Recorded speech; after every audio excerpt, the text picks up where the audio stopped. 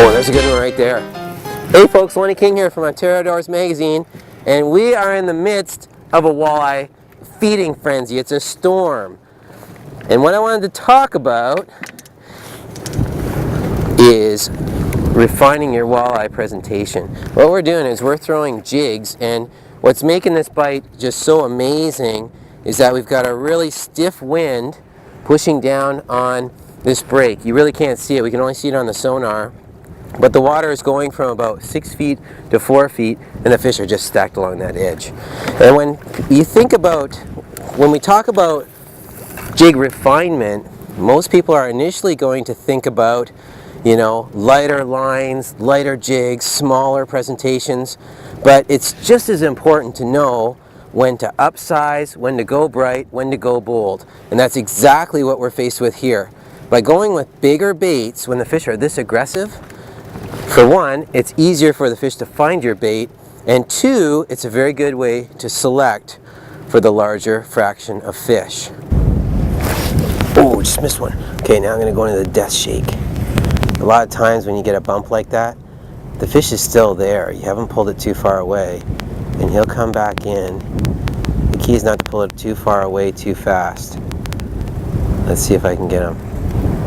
In terms of going, like say we're going big, we're going bold, we're going bright. Oh, that's awesome. And we're also fishing really fast too. Just swimming these baits, popping them. You got to keep them near bottom. Now look at that. That is not an overly large walleye. That's a very big bait in comparison. So even the small ones sometimes will grab those big baits. Put him back there. So there's a good look at the fish, or the lure that we're running. That's a big pink, it's a flapping shad, that one there, on a big 3/0 hook. You need 3/0 hook just to fish a big bait that effectively. And we've got a couple others here too that have really worked well. We've got even like large size, sluggo size baits, and these swim baits as well are another real popular option for fishing through schools of active fish, fishing quickly, picking out the biggest ones in the school.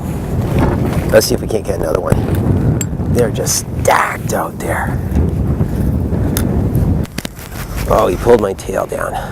That's okay. Here, I'm going to switch this one up just to prove to you that it's not just this magic bait, but that any range of really big baits like this have an application. You don't have to go out and buy the exact baits I'm using.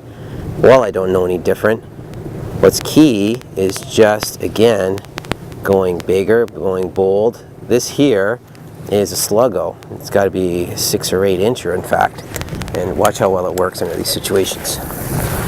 Again, I'm selecting for the bigger fish.